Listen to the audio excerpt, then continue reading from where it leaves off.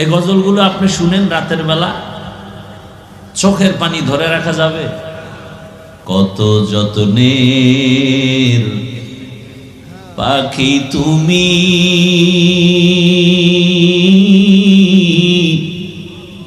কাজল বরণ টিয়া,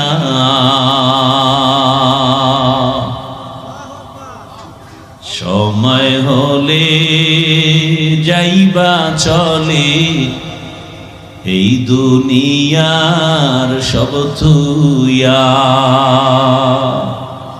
আইসো একা যাইবা একা,